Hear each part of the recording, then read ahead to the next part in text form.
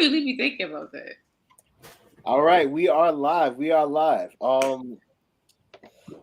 Give me one moment. I apologize to all the people that are at home. Thank you for joining us. All right, so today I got you, bro. I got you.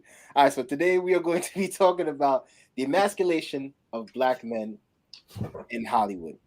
Now, many of us grew up with the television program In Living Color, and one of the many famous characters that we saw were men on film, Antoine Merriweather and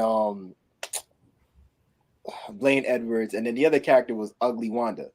Both of these characters were portrayed by Damon Wayans, David Allen Greer, and Jamie Foxx.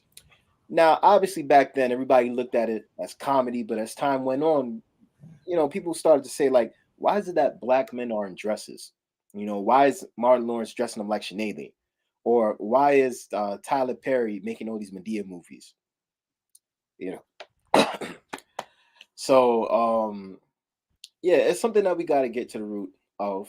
Um, I'm going to let Carlins start. You can't say no, man. We live, man. No, I didn't say no. I just knew. Okay, okay. I just Well, felt I was gonna start.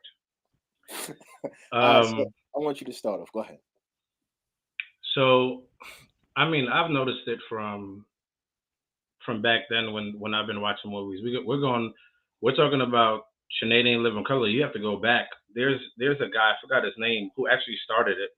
He started dressing like a woman. I forgot why he even explained it. It was a Flip black Wilson, man. It was like in the 50s or 60s. Flip Wilson, right? Yeah.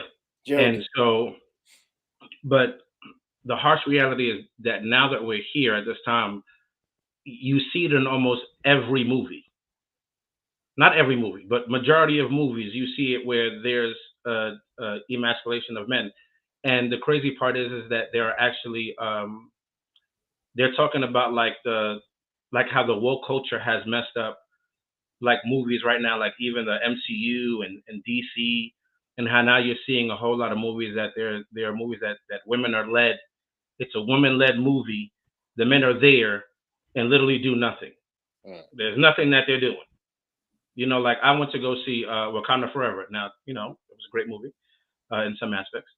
But when you really sit there and watch that movie, demasculation of men. Like, well, you know how many men could have sat there and stepped up, and at no point, and even the women didn't even want to be masculine. They just wanted to just have peace.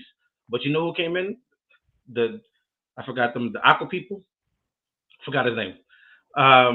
Yeah, I wasn't into the movie like that. But when he came in, it was different to where you saw how they handled how their culture was compared to how Wakanda was. So their culture, masculine, the women followed the men. Even the wife was sitting there like, yo, why are you playing with them?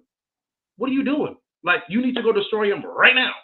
Like, our whole culture is needed on this. And so it's like, it's to the point where now we're seeing it in almost every movie. It's not even wearing dresses. It's either you're wearing a dress, it's either you're a homosexual, it's either you're being treated in a certain way. Look at Me Too, Me Time with what's his name, Kevin Hart. It's another one. Whole movie demasculated, Which movie is demasculated. that? Which movie is It's the that? newest movie that he made out on Netflix, Oh, where I he's a stay at home dad. Um, he's married. He suspects that his wife is cheating because the guy who she's that's around her, he's sitting there doing all these things. But you can literally see the frustration that he has. You can see what he's going through. You can see how the other men talk to him. Mm.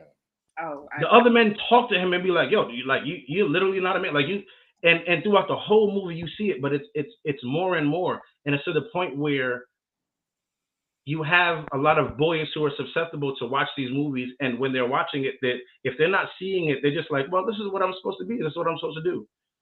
It's to the point where we have women who have sons, and they watch movies, and they Black Panther and them, like literally they Killmonger and all of them, but they raising their sons to be the bystander who got killed by the bomb that went off, like somebody who's not even in the movie, who's not even. So it's like it's to the point where now a lot of men are not even. They don't even know who they are. Manhood is not even a subject. They're not even talking about responsibility. When you're watching these movies, it's just all about feelings. Everybody's in their feelings, but these men are not actually. Once you even express your feelings and who you are, watch how in the movie the men are even treated.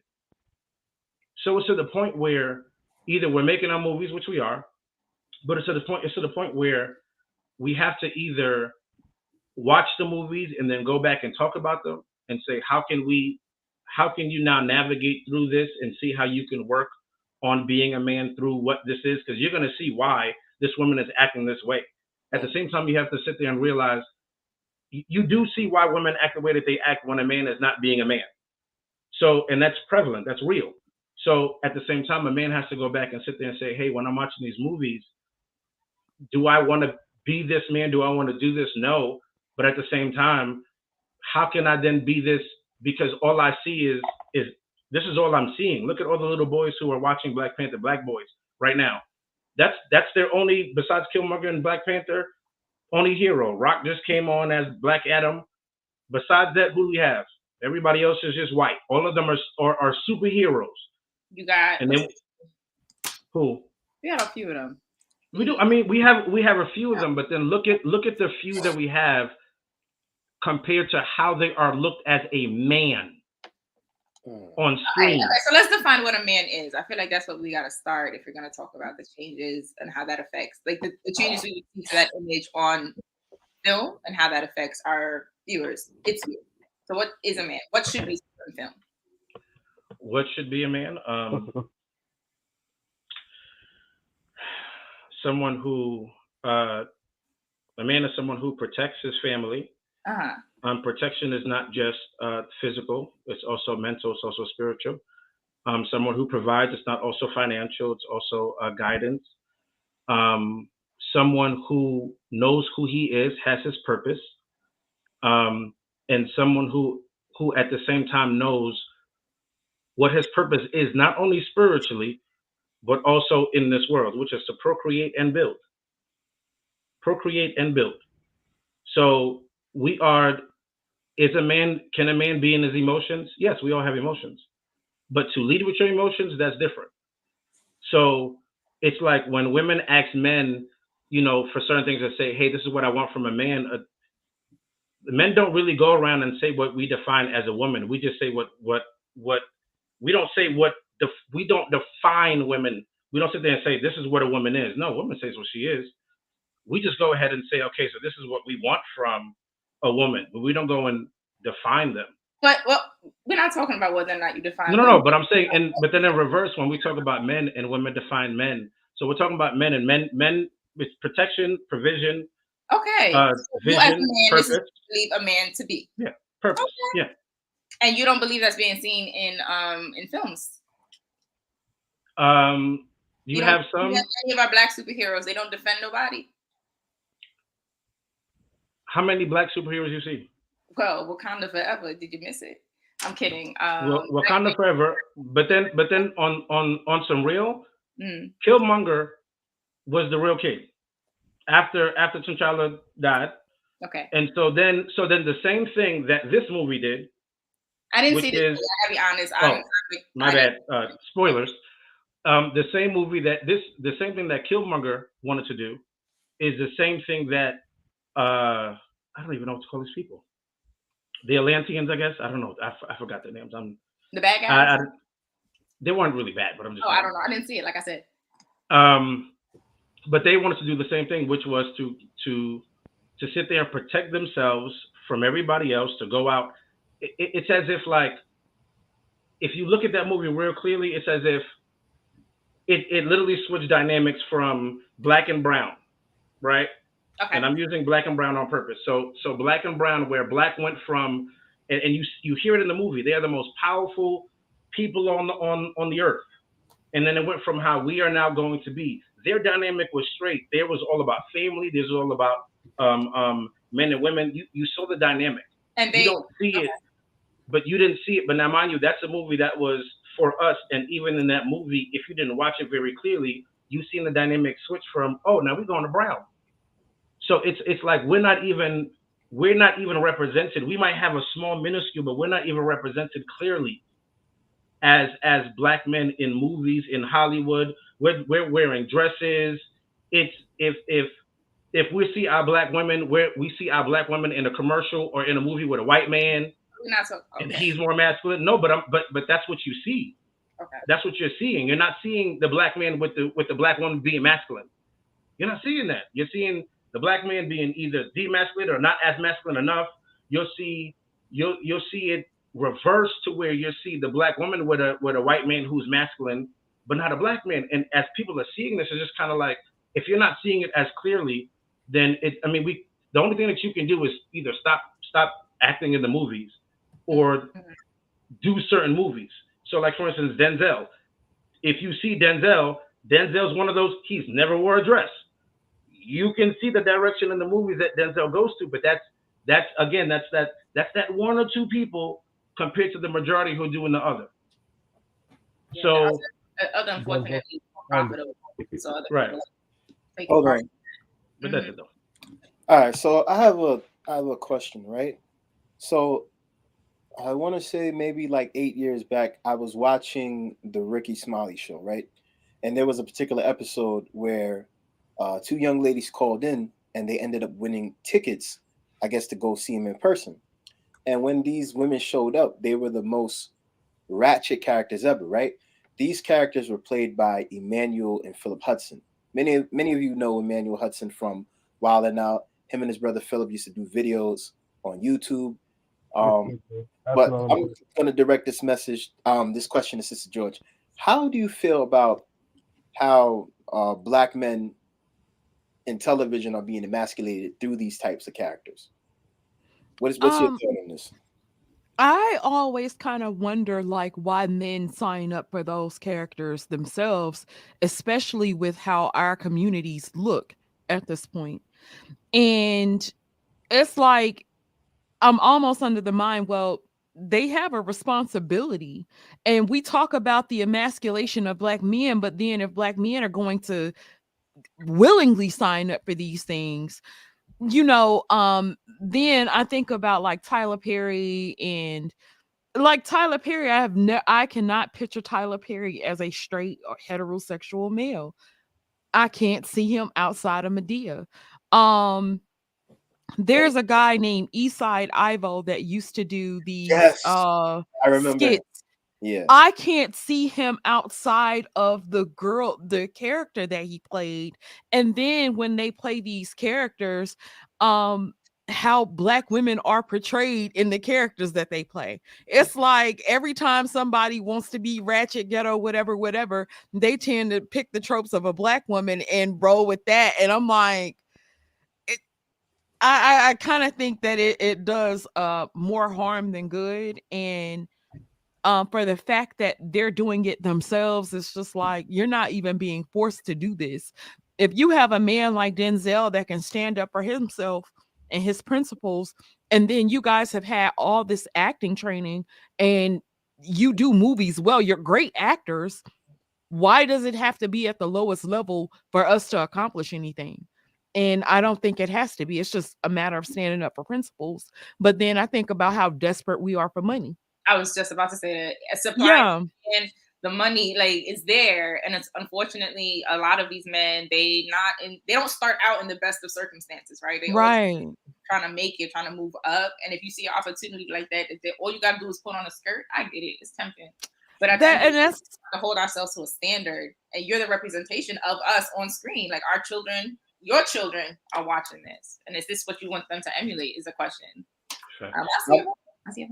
I'm gonna share something, an experience. I remember one time I was watching an episode of My Wife and Kids, and I want to say I was probably like in 7th or 8th grade, right? And this episode, I forgot what was being done, but the character that Damon Wayans was playing, right, Michael, this dude had a thong on. As soon as my dad saw that, he changed the channel. He's like, I was like, what are you doing? He's like, nah, we're not watching that. Now that I'm older, I understand why he did that. You know what I mean? Because it was like, why did that need to be a part of the episode. It had nothing to do with the storyline at all. Had nothing to do with it at all. But you know, those are the type of characters that Damon Wayans is used to playing. However, at the same time, you know, being in the culture that we're in, you know, you can't do men on skits anymore. You can't But do that. Hold on. Let me just say one thing. finish it. Yeah. So like now that we're in a woke culture, certain things like that you can't do on television anymore. Like straight black men can't play gay characters no more, obviously, because you'll get canceled. But yet, if you have a YouTube channel, you'll do it. There's a guy that's named Tim Bay who's been doing it for years. I cannot imagine me as a straight male. I got a full beard. I'm wearing Lee press-on nails and a wig. I can't. And I'm doing. It's crazy to me. I'm like, yo, y'all. Like I saw a video the other day. Dude was like, yo, when she blocks you on IG, so you go to a hairstylist and get her wig installed. I'm like, what type of nonsense is this? Like, our young black boys need strong, masculine role models, right? Yep. And I'm glad that everybody's starting to point out the stuff with Tyler Perry because look, Spike Lee called it coony buffoonery, and Tyler Perry responded with "Go to hell," and this was like 10 plus years ago, you know. So there has to be a change, and if we're the consumers, we keep on supporting type of entertainment, or we keep on watching certain movies, or if we keep on watching people that make certain content, it's not going to change. There needs to be something different. Kevin Hart said he would never put on a dress. Then there was the skit that he did when he played a little girl on SNL. It's like, why are you selling your soul? And a lot of people don't like that. But I'm gonna go to Christine because I know she's been wanting to say something before me. I have, my bad. But no, I completely agree, right? Like, but you made a point that I just want to go back to. I'm not sure if it was you or Carlins who said that a lot of what the black men or the positions that the black men will play, they act predominantly like a black woman, right? And they usually exaggerate, you know, the mannerisms and the hairstyles and the nails, and it's usually done at the expense of black women, truly. Right? Yeah. I think before we start talking, also in this conversation of talking about the emasculation of the black man, we have to talk about why is it so profitable for our black men to portray our black women in this light, and black men still take those opportunities. Because not only is it a negative, have a negative effect on our black children, but also you're making fun of your mother, your sister, your aunts, your nieces, and you're cracking jokes at their expense, and you're comfortable with it because you get paid enough. Right. And if I can go a step further with that, I'm glad that you made that point. I do not like it, and I'm gonna be honest. I don't care who gets offended because there's a lot of people that's watching this and they're gonna feel a certain way. I don't like it when gay white men try to put on this this character of a black woman. Oh, pull up. I'm like, bro, that's not true. I don't like it when anybody does it, when any other color or race, because it's like, yo, if all you see of us is a caricature, then what is it that we've been doing? If the only thing that for years your ancestors watch, oh, watermelon and fried chicken, and these people only like certain things, what is it? What have we done in the last 50 or 60 years to be taken seriously on screen, you know? Because we've played roles as butlers and maids, domestics, and we've come far from that. We've been Uncle Ben, we've been Aunt Jemima, we've been the guy on the cream of the wheat box, right? It took a long time for us to get away to those stereotypes and to actually get to roles of prominence. You know what I'm saying? Even so, you have brothers that were still playing drug dealers or crackheads, you know, like Chris Rock in New Jack City. But now we've come to this point where we can no longer blame Hollywood per se,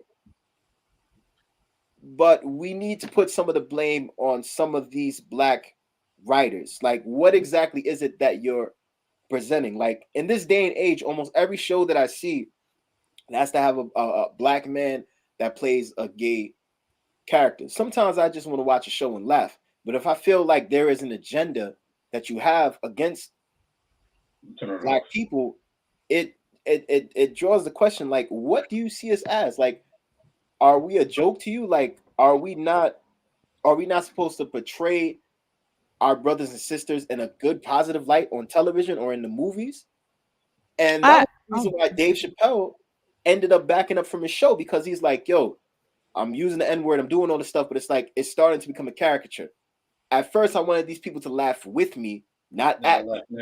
And he was trying to, and look, and he was trying to make a point with every sketch. Like a lot of people laughed at it and looked at it as comedy, but the black community is like, I know exactly what it is that he's talking about. And that's exactly why he made a point. Now I'm gonna answer Jenna Marsden real quick, and then I want Christy to continue. All right. It says, why are you believing it's always black writer? What's wrong with diversity? If you're just joining the program, what I'm saying is that if black writers are having a say in what's written in Hollywood and they're not disputing certain things, then we can no longer go and blame white writers. We have to look at our own people and say, okay, so why is it that you're writing this in a certain way? Like, can we change this narrative? Can we be like, okay, you know, let's make it look like this as opposed to what people think we sound like or think like this is what we look like or what we portray. I want to hear from Christy and then Ray, because I haven't heard from Ray in a minute. Right. In regards to that, I think before a project hits the big screen or hits our television screens, there are a bunch of people who have a part to play, right? We have the writers, we have the actors, we have the set creators, we have our directors, we have our creators. Like, there are a lot of people who have their hands on this project, right? So if you're going to put blame on anybody, we got to put blame on everybody. Okay. I think a lot of the opportunities that are available to our writers and our directors and our creators and our producers of color are limited. As much as we try to say that, like, you know, everybody has a fair shot, we know that's not the truth in the world that we live in. You know what I'm saying? That's why when Quinta made all of these achievements in such a short time, so to speak, like we celebrate because we know how hard the road was for her, you know? Right. Exactly. So if you're gonna give blame, I give blame to everybody. But unfortunately, you know, the call of money and is loud. You know, people hear dollar signs, they got bills to pay, and you know, they take this L real quick, or they, you know, overlook certain things in order, if that's how they feel, right? They could really believe in their craft, but even if they didn't, they would overlook certain things if that means that they got food on the table. You have a lot of people who do a lot of strange things for money, and now we're talking about a lot of money. So I can understand. It's unfortunate that this is what we have on our screens, but if that's how you feel about that creation or that project, but it's a reality. Now, I think our job as like people in our own separate homes is to provide structure or routine or whatever it is that you, however you want to raise your kids, you have to make sure that. I understand, like, now that means you may have limited entertainment options, but if you are the one in control of that. I'm gonna just say something briefly, and then after that, I think it was Carlins and then Ray, right? It was Ray. Ray next. All right, so I remember I was reading an article where this brother was a part of a diversity program. He was one of the writers on The Office. It is shocking to me that in Hollywood, you have to create a special program for people of color, and that's not limited to black people, in order for them to get into these writers' rooms. So you mean to tell me there has to be a diversity team set up so you can get people of color into these writing rooms? Like, it's almost like the same way how black people are not allowed to vote unless there's a particular letter that's signed like every 4 years or something like that. So to me, I find that troubling. Yeah. Because it's like, why is it that we're not allowed in those rooms? Why are you keeping black writers from these sitcoms? And then after that, when these shows go off the air, something happens, or a showrunner is replaced, then you get the boot, and then it's harder for you to find a job as a black writer on any other Hollywood show. You know, the dude ended up working a regular 9-to-5 job after that and doing another job. And then finally he ended up getting another writing job. I don't know if it was for Nickelodeon or Disney, but like it's hard out here. But I want to go to Ray because I want to hear his thoughts on this. And then I want to hear from Caroline because she hasn't talked in a minute. Okay. So 2 things, right? One, we always talk about the Kevin Hart's and the Jamie Foxx and such, but we never speak about someone who is up there or getting up there like the Maja hype, right? So The who? Maja Hype. Who's that? A Jamaican. Major Hype? Yeah. Who the world is Maja? Sorry. I think that's how it's spelled, but I think he's pronounced Major Hype, right? He has his character, it's called Mitzi with a Z. Yes. And like, even though he's funny and he caters to all parts of the Caribbean, my thing is that he's acting like a caricature of all the women in the Caribbean, right? That's true. And that can be problematic. Again, at women's expense. The joke is funny at women's expense. But then again, right, we can't just blame the writers. We have to blame the actors themselves. Another point, there was a movie that was supposed to come out 3 years ago. It was called Letitia, right? If you guys know about White Chicks, it was basically the white version of White Chicks. So it was, it was. So the plot was it was this radio show host that needed money for his son's college fund, something like that, right? And he heard of this job that wanted a radio host for like the daytime or whatever. So he basically played like a caricature of a black woman giving advice, being ratchet and all this other stuff. And the director of that movie was Marlon Wayans. So it never came out because of the backlash that happened, because of the backlash from women. And I remember the video from someone named Chrissy, Sister Joyce know who she is, from Chrissy making a review of it. And there was petitions that was being signed because it was a white guy playing a black woman, not just any black woman, a stereotypical overweight, fat man, black woman, right? So in those situations, we have to blame the directors, the actors themselves, not just the writers, because there's money in this. There's money in making people. Everybody got a slice of the pie. There's also money in the opposite end of making men feel a certain type of way. You know, like there's stereotypes for black men, or we're thugs, we're booty warriors, and we're booty warriors, or what else? Pause on that. I'm saying like we're sex hounds, and we're the biggest one is black men are always broke. You know, on misandry internet, a lot of people like to have all this terrible things about black men, right? A lot of women, unfortunately, they'll call us bullet bags. They'll say we're police target practice and all this other stuff, but they won't get canceled. You know, there's somebody on YouTube right now who says abort male fetuses. She hasn't been canceled. Somebody like Andrew Tate, you know what I'm saying? Or like a Tommy Sotomayor, or even a Sneeko or whatever. Yes, they did. A Sneeko or whatever. They get canceled for small stuff. So we have to take into account who is actually putting out these messages, why they're putting out these messages, and what's the cost behind it. See, right there, that's powerful. I like exactly what you said, because we can control the narrative, but sometimes you got other people that are like, well, I like this script, but maybe if you add this, you know what's funny? How about you put a dress on? How about we put a wig on you and makeup and all this stuff? I think also a big part of it is how funny the last movie was, or the last time somebody put on a dress, right? Like the viewers who consume that and who purchased, I was about to say that. Think about the consumers. Like, you gotta they don't. We at the age where people use data, right? Like, you know how we always worried about all of our data being stolen. Like, they review the data. They realize that a certain demographic, a certain percentage of that demographic will always buy the T-shirt or will always buy the cup. You know, like, and they want people to be spending this money. So, but do you think that?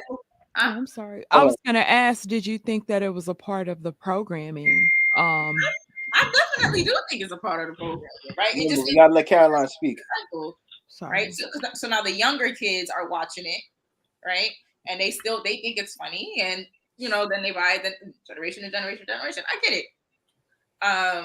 But it's profitable at the end of the day, and they're not necessarily. And the people who got the money, they're not thinking about like the effect it has on our communities. They're thinking about making their money back or making more money. That's true. That's where it comes down to. Like, they don't really care about us. Like, we knew that. I mean, to be fair, before Caroline, I just want to say, like, a lot of these people, when they have these skits and such, they're really just doing a reflection of what they see in the community, right? So they'll see like a lot of single mothers, and they'll see a lot of what now is called son husbands. So a lot of these women, they have their sons, and like they're, oh, he's the man of the house, he's my life, he's my king, he's my world, etc., etc. So that's just a reflection of what's really going on in the community. All right, so let's make sure that we stay on topic. That is a good one, but we got to make sure that we continue staying on topic with the emasculation of black men in general. I guess it does fit into it. Caroline, I want to hear from you, because it's like you always have some words of wisdom. So I want to hear it, and then I want Ryan to speak. I feel that it's not just that we should have an issue with how black men are portrayed in the media. We should have a problem with us as black women and black men perpetuating the stereotypes that we see on TV. Because it's not just having an issue with how we're portrayed. They have to get this imagery from somewhere. There are women in life who are like Medea, okay? There are women out here like Bon Qui, like there are what is representative of what we see on television. So if we're going to be upset with how they portray, let's be upset with what the characters are based off on in the first place, right? Right. Second point, what goes back to what Christine was saying, they listen and pay attention to what grosses the most money, what YouTube videos get the most views, etc. They're not going to put out a wholesome movie knowing that we don't even like to see that stuff in our personal life. Okay, we can see a whole bunch of videos about puppies jumping through the little hoops with the little dog competition, and that probably get like 100 shares. But you show a video of like a side chick pulling up to the main chick house and whooping her ass and busting out her windows. Everybody, I mean, it's clickbait, but we all gonna click. It's just they don't even have to be a title. We're gonna watch the video. See, we try to like be cute and clickbait, and the title made me do it and whatever. We genuinely like care for more drama. I watch it on my news feed. Yeah. Every morning I can wake up and be like, have a good day. Y'all are amazing. I prayed for y'all, right? Boom.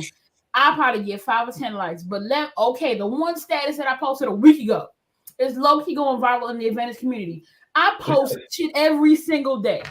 Yep. But that day you had some tea. But that goes to show you. That goes to show you what people are attracted to.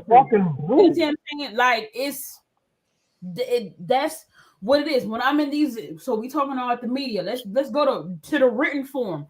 I'm in a whole bunch of book clubs on Facebook. Okay, right before the pandemic, right when the pandemic happened, I discovered like African American literature. Like I had read, a couple of Zane books or whatever. Absolutely. But like all of this stuff that is out here, all these hood books and all of this stuff, I've gotten into reading some books, and I know which author does the most with drama, there's some authors out here who like do wholesome stuff, right? And then there are those who like the best friend is sleeping with her best friend's man and having his babies, and making her best friend the godmother and having her show up to the hospital, or like having her take her to get an abortion from her husband's baby and all of this stuff. So it's like, and then I asked them one day, like, why do y'all keep portraying us like this in your books?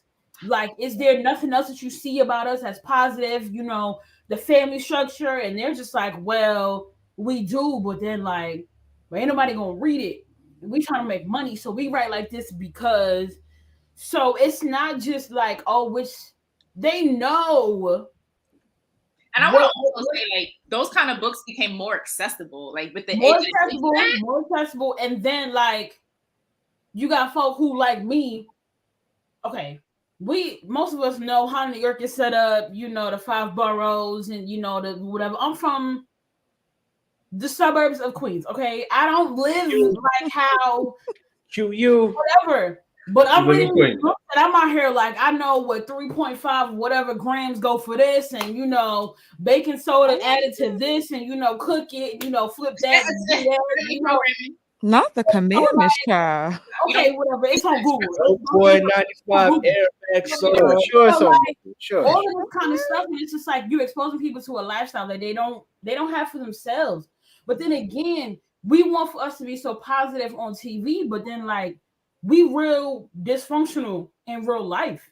Mhm. Like, you know, we got men and women having kids and families in different area codes, and you know, you the don't black community we got happen.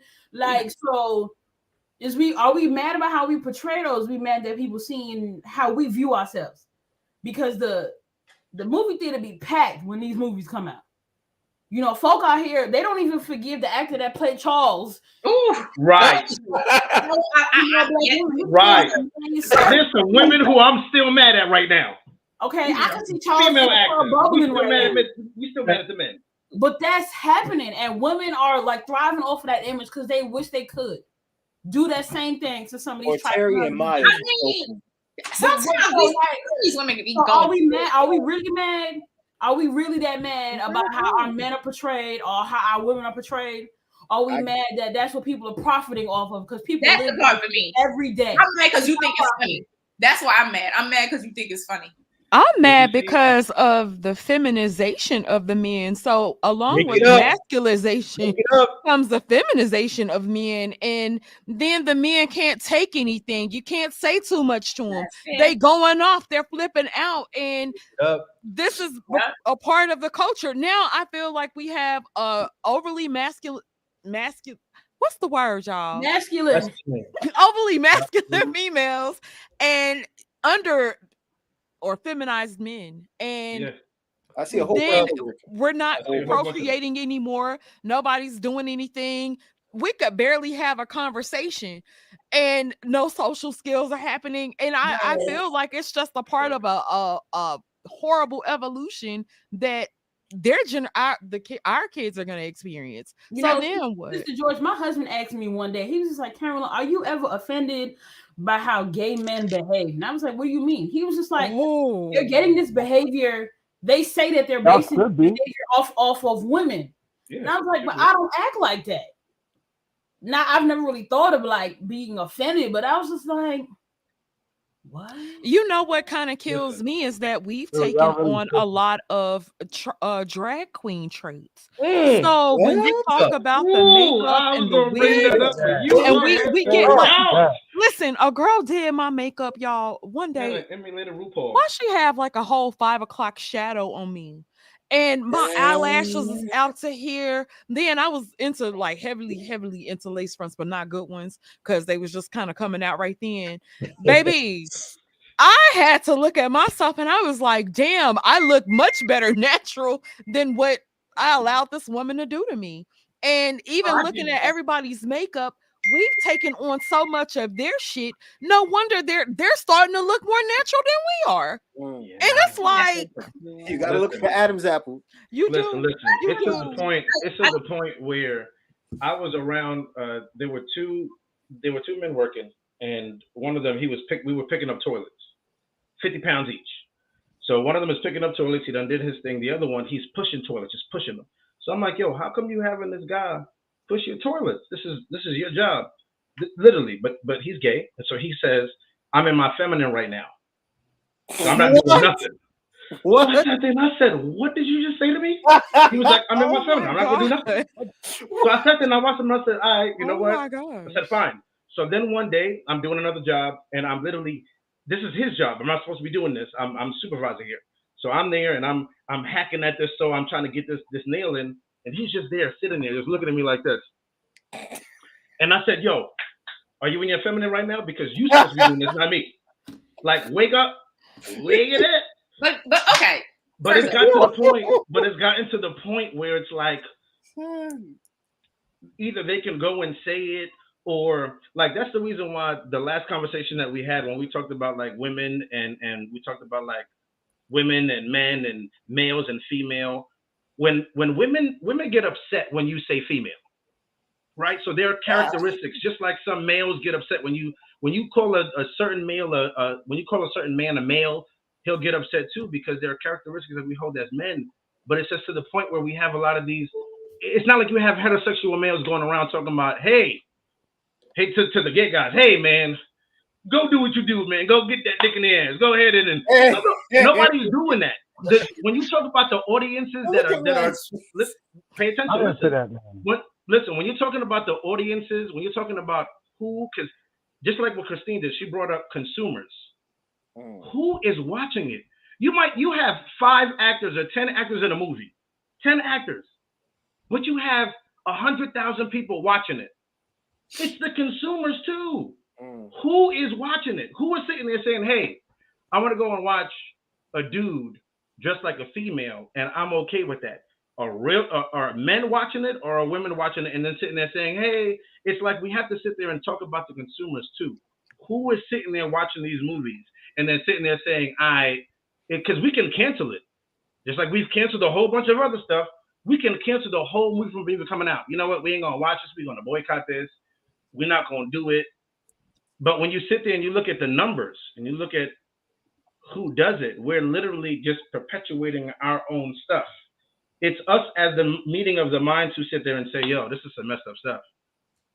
But outside of us and the small group, you have people who are sitting there literally going to the movies and still perpetuating it. They still gonna go to the movies and still be like, "Hey," just like Caroline said, "I'm gonna go and watch the ratchetness.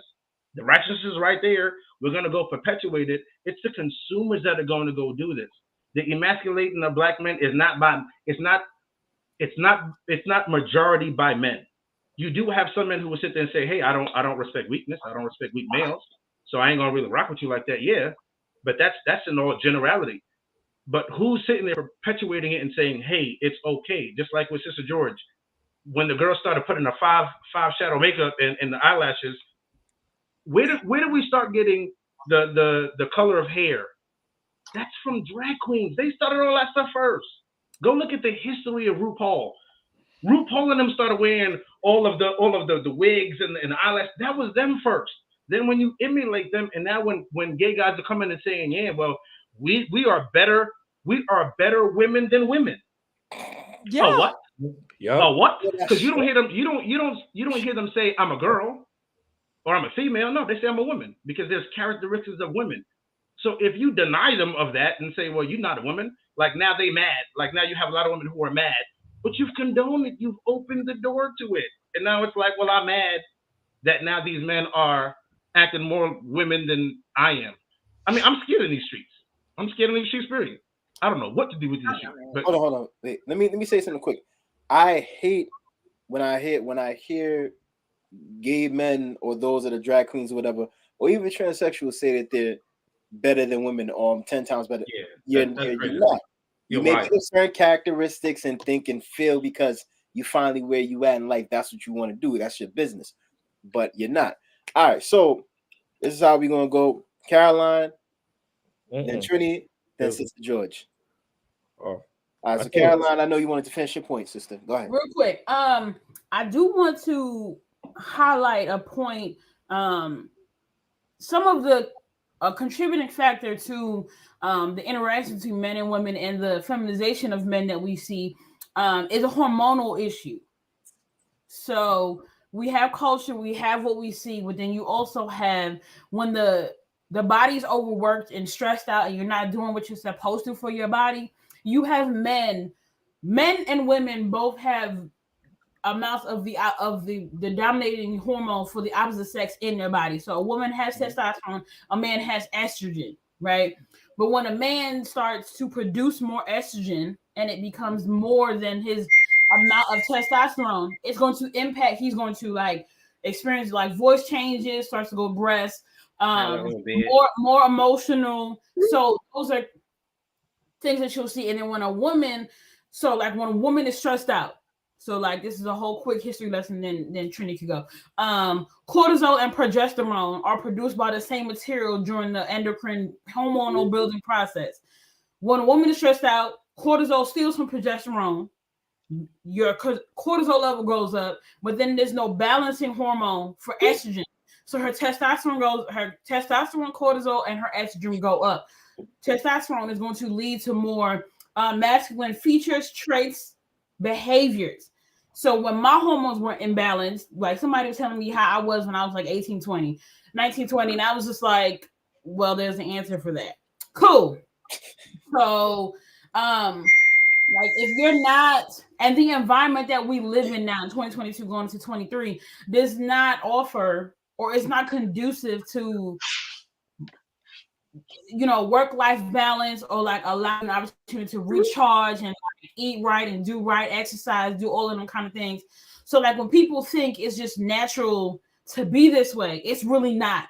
Whether it's trauma or life or what we see on TV, a lot of times it's like you can't really help it unless you're intentional about fixing it. Like the environment, like you drink too much plastic or like microwave too much plastic, they go your hormones. Like if you're constipated, they go your hormones. Like if you're drinking too much alcohol, and it's a part. It's not just a singular issue. It's a multi point situation that you have to treat holistically.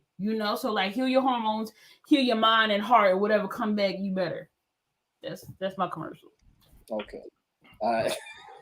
Who are feeding the kids? It's not your turn. I'm just. It was just a question. The USDA of America. Go ahead, Trini. Oh my God.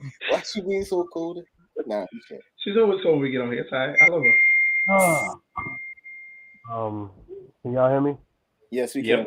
Yes. All right. So honestly, I just want to start off with this. To answer that lady's question about how do you define a man, I'm gonna put it to you in these short words. For one, a man is God-fearing, and it goes beyond that. He obeys, because once you obey Christ, you then set a standard. So no disrespect. He doesn't tolerate disrespect. He's a leader. He's not the tail. He provides for his family. He's a stand-up guy, very transparent, and he's a man of decency and order. There is no between.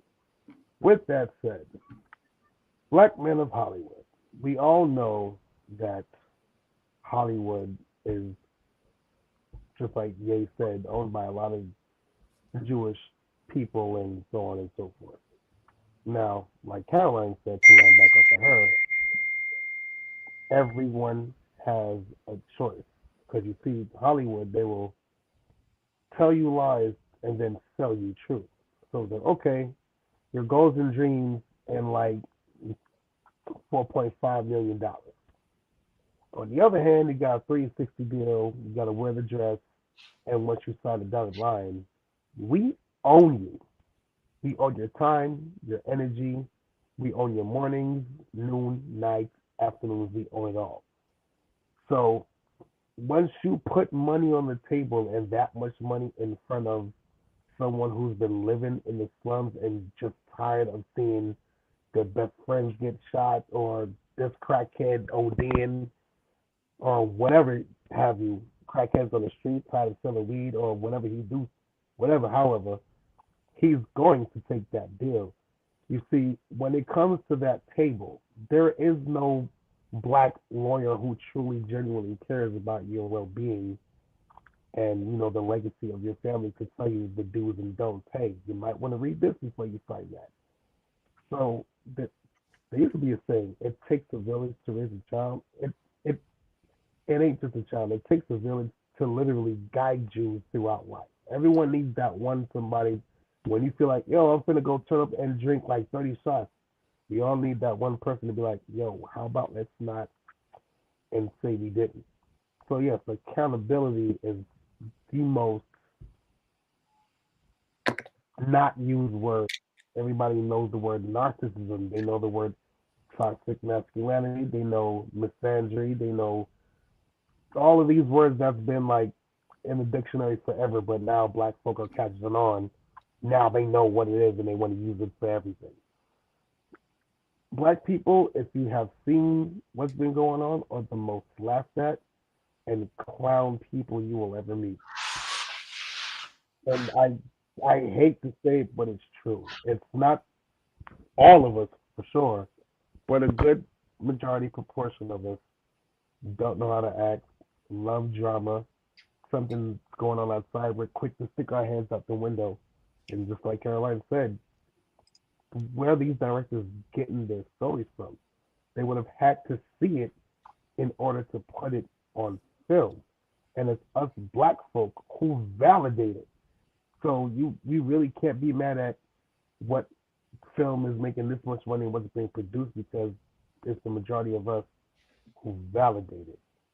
Now, when it comes to gay people, listen, my sister's gay. I've had plenty gay friends, and it's not that I hate them, but I gotta tell you, women really ought to be offended because they're literally trying to demonstrate to women how to be better than y'all. And there's nobody showing up for the women who really want that voice to be like, yo, like, what are y'all doing? The moment you say something that's against them, you're canceled, you're deemed, you hate this and you hate that, and you won't even get to explain how you feel. No one truly cares at all. So it's literally up to us to be the change that we want. Otherwise, we're gonna be stuck here in the hood or wherever we at, not progressing.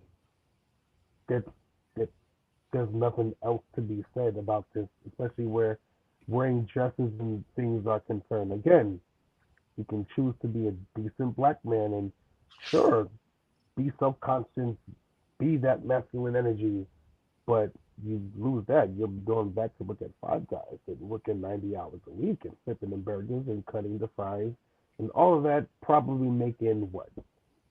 Maybe $500 after taxes for every 2 weeks for a paycheck. 500, 4.5. It's it's come on, come on. What do you expect the average coke dealer who doesn't want to be in the life no more and always looking over his shoulder? What do you expect him to do? Or that person whose brother got shot because he got robbed? What exactly do you expect these men to say? These niggas don't care about the Illuminati or none of that. All they know is if I sign this contract according to said person, this is what I'm guaranteed. I'm tired of being broke. I'm trying to get some money and finally get some honeys. And speaking of honeys, when it comes to marriage and the femininity of little boys, I'm sorry, well, no, I can't say moms. I gotta blame both sides. Fathers, we gotta start being active in our children's life for real. We gotta be. There's gotta be a balance somewhere. A child needs to see how a mom reacts to her husband and how a husband runs the house and reacts to his wife. Otherwise, all that woman and being around her friends and this and the third. Oh, look at you wearing them Tims. Oh, you so cute. Yes. And you're raising your sons to either be gay by accident or you're teaching them how to be feminine for the rest of their life. That means, hey, dog, you like my fit? Nah, I ain't feeling it, bro. That don't even match. What are you trying to say right now? You're always in your feelings. When it comes to being a man, we're not allowed to feel because we're too busy trying to lead. And that's where a lot of marriages get screwed up at because a man with priority and who's trying to get somewhere, if the woman doesn't want to jump on a bandwagon and be the helpmeet that the Bible says she should be, y'all shouldn't even be walking because, like I asked you last time, can two people walk, rest, and agree? Yeah, he's cute, tall, handsome, whatever the case, but it's not exactly what you need. But I yield because all of this, literally all of it leads to us. There is no if there's about it, leads to us. We make the choice. And for every action, there's a reaction. So you can't be mad that there's so many feminine boys walking around here because no one's changing it. We can't be mad at the video and movie screens because no one's changing it. No one is changing it. Even those in Hollywood, they're controlled. They're pawns. You want to dress, you got the option to not do so. But at the end of the day, this person knows more people than you. They can contact the next person and be like, yo, he's very hard to work with. They'll get blackballed. Don't work with this guy. And that's that. Accountability. That's it. I yield. I respect that. Thank you, brother. Thank you. Who, Caroline, you want to make a point? Who's supposed to go next? This is George, right? Mr. George. Okay. Yeah. So I had a question for the panel. And I want to know, did you guys see the interaction between Kevin Samuels and Nicki Minaj? Yes. Yes. I did. She was rude. She was really rude. She And went on there with a literally. Sorry, I'm sorry. No, go Go ahead. It's just she literally got on the show with the intent to try to shame and embarrass him simply because she's Nicki Minaj and she had a whole fan base, and she don't even realize Kevin wasn't even trying to come with smoke. He was like, "Look, let's have a debate. We can talk about it and all that." But when she was making all those faces and being all characteristic, and, just acting, doing the most, she wasn't listening to him. When it comes to a lot of women, I'm sorry, this is no shade, but instead of trying to fight us men, just try listening. Because if we're already trying to get beat, if we're already getting beat by the world and the government, the judicial system, the court system, whatever, we're already getting our ass tore up outside the moment we step out this door. We even got to step out. We bills, text messages from the bill collectors and all that. We already getting our asses whooped, and then we got to come home and deal with y'all. As soon as we step in, we didn't even have an hour to ourselves yet. It's, oh my God, take the kids. Oh my God, do this. Oh my God, do that. It's like you're holding a whip, and I just, do you not see the whip on my back? Like sometimes listening does more than just talking about how you feel, because we think logically. Women think more emotionally, and they're like 10, 20, 30 steps ahead. It's a curse. It happens. But yeah, I'm done. I'm sorry. I'm finished. I understand. But I wanted to know you guys' opinion about that, because to me, in that moment when she started to go off like eat a D and this that, to me it was like she was emasculating him, and I felt like he should have checked her, and I felt like he should have checked her really really hard. So to me it was like he was kind of responsible for his own emasculate, not necessarily her actions, but the fact that he didn't do anything to defend it or to even bring her back down to size or to earth, so to speak, was an issue for me. And I wanted to know you guys' thoughts on that. If y'all seen I it. saw the video, and there was actually a response video that somebody made in the space that said something along those lines. But one of the things that was said was that I think Kevin Samuels wasn't in his own space. I think he went to Nicki Minaj's Instagram live. I think. Don't quote me on it. I think. But if he had chopped her down to size like how other people would have wanted, I don't think it would have went well. Only because it would be another. They would twist it and use an example of, oh, a black man is dating a black woman, and one thing I want to say is, like, in my personal opinion, I do think that a lot of black masculinity has to be performative, right? So a lot of women tend to want masculine black men to do stuff for them, but they don't want masculine men to be there for them. So Christine's favorite. Like, say that again one more time. Say that again. What? Go ahead. I heard it again. I heard it the first time, kid. A lot of women want black men to do stuff for them, but don't want them to be there for them. Right. So when that's a sermon right there. So when a lot of black men try to assert, masculinity and assert boundaries and things of that matter, right? It's always met with shaming tactics.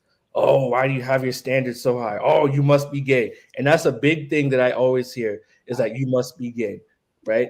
A lot of black men have to deal with those type of shaming languages when we want to establish some type of standard for the women that we deal with, or even that we're friends with, right? They talk about your mom. There we go.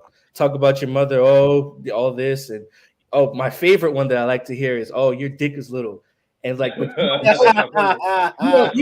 know any of us, you right? Little dick nigga. Intimate with us, but you know that our dick is little. Oh, we got big dick energy, right? And you know what's funny?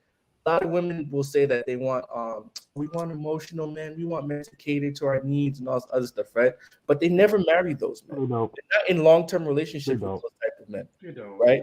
It's always, well, he has to be able to put me in my place, but then you want him to be emotional.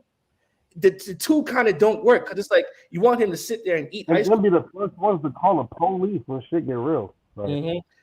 you want him to sit there and eat ice cream with you and watch romantic comedies, but then you want him to be strong when somebody comes in the house and tackle them like football players. So it's like it doesn't. Like, no, I don't want to watch this movie. Yeah, it doesn't make sense, and it's only in. I'm gonna finish it up. It's only in our community, right, where the black man has to be shamed for having some type of standard. When a white man comes and raises the standard, everybody falls in line. Asian, Latino, Indian, etc. It's always with black men. We have to have a why behind what we do, right? And it's Sister George. If you notice in this space, right, right, whenever a woman comes on, and you've seen these Kevin Samuel videos where he's tried to establish this is how it's going to go in this space, in my house, there's always some type of backlash. Oh, you must be gay. Oh, why you like arguing with women and all this other stuff. But then the opposite end, right? And you see men come onto women's platform and the women start to establish boundaries, the men have to shut up.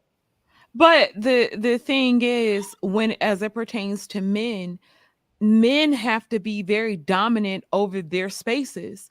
You give a woman an inch, she's going to take a mile. And if you are soft checking, like if she comes on and you allow her to be disrespectful and you're laughing with her as opposed to having a serious conversation or checking her when she needs to be checked, then that's the type of behavior that makes women think that it's okay.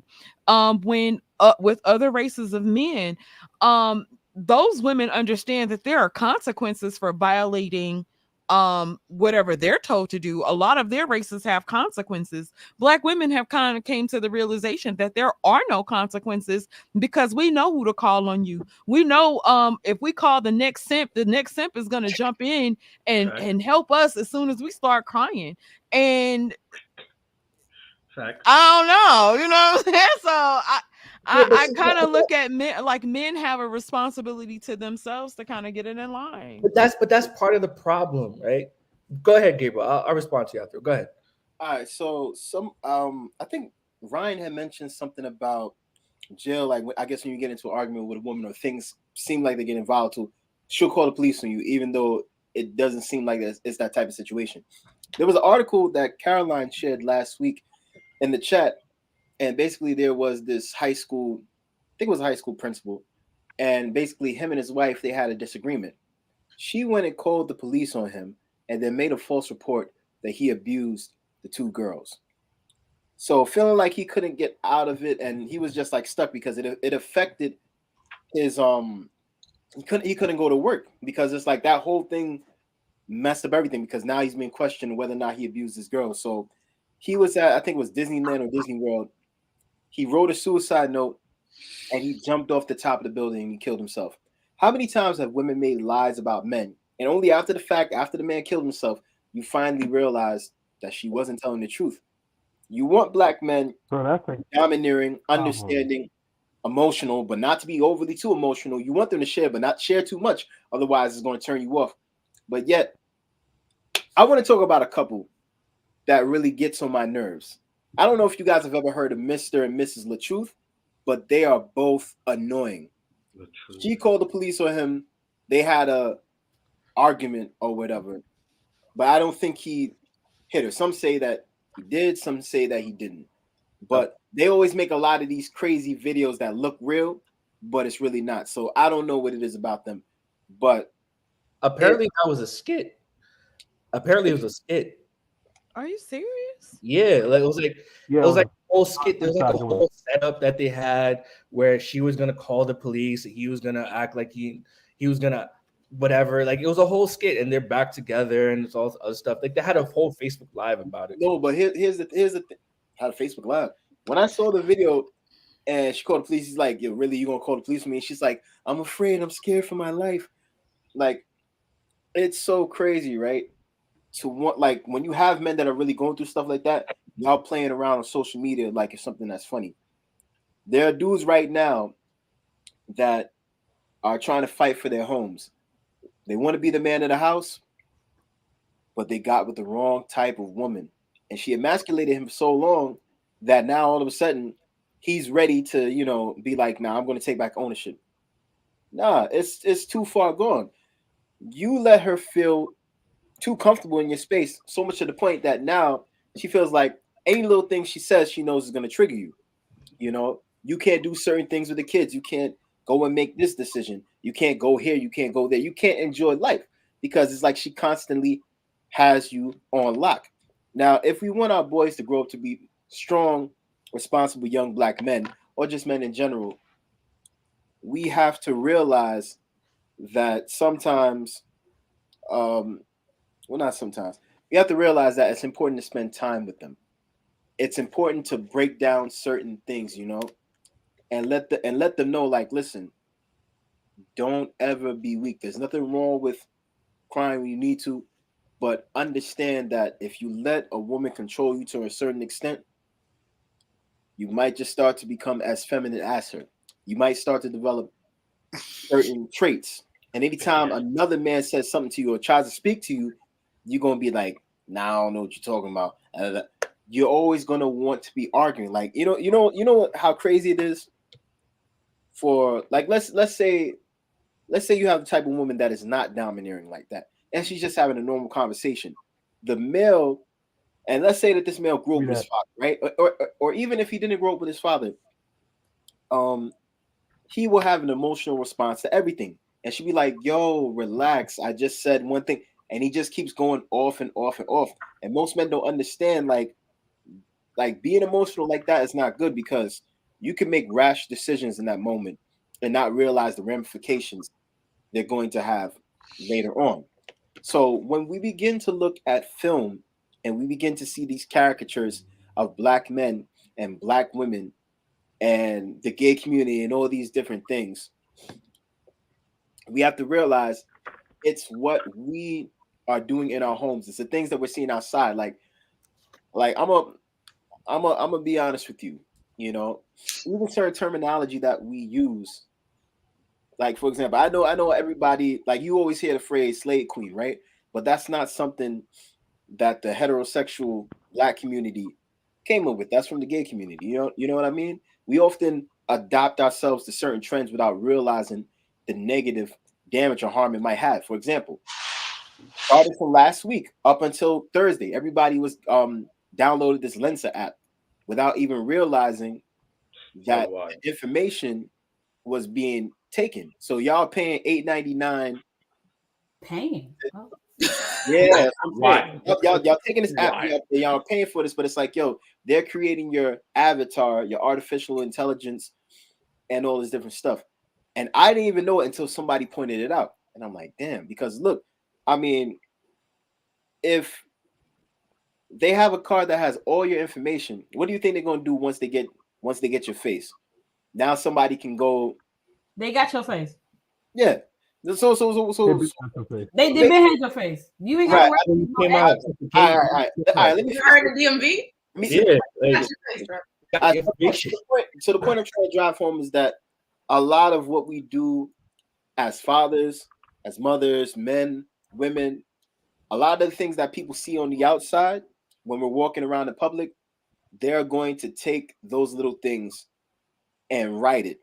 And so when we see these things on film, we laugh, but later, and we're like, yeah, that's my life right there. And we laugh and we knee slap and all this stuff. But it's like, we're like, hold on, wait a minute.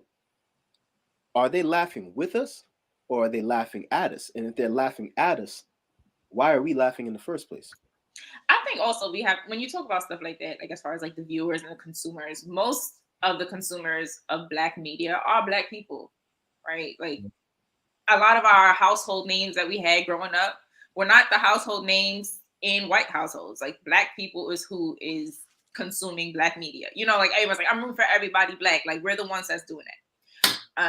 I think we touched on a lot of things, a lot of the negative female aspects or feminine aspects or male aspects, whatever the case may be. It's not healthy, right? A lot of them are just toxic things that we've picked up. We never really call each other out on that in our homes, but when we see it emulated on a screen or on a stage, we're like, oh my God, I can relate so much. Oh, wow, that's true. I'm fine. And you find it funny, but it's because we don't have these healthy dynamics in our homes. You know, Telfar did a drop in New York at Rainbow. I remember that, yes. Somebody sent me the promo that they posted on Instagram, and I was disturbed because it's like you got the black woman with the colorful hair twerking in the middle of the street. I'm sorry, I shouldn't laugh. I'm sorry. Go ahead. I just wanted to know, is that's it? Yeah, That what? when people were That's voting, it, because no, when I turn on the TV, fucking, let's get it. when I turn on the TV, a commercial come across my YouTube for Coach, Louis Vuitton, and all these other brands, it's like, we dance in the middle of the mall and like everything's glamorous. But this now, you're trying to get black dollars, and the best you could do is twerk in the middle of New York City. I think they might have granted, black women twerk, cool, whatever. I'm not getting into that with anybody because time and place for everything. If this is what you're putting out, that's exactly the kind of consumers you're going to get. But I will say that I know I keep saying that I need to get out these women groups. I'm gonna get out. That's gonna be my 2023 goal. Maybe January 30th or something. But I've been noticing a theme. Whether this go with the topic or not, I'm sorry, Gabe. My bad. Go ahead.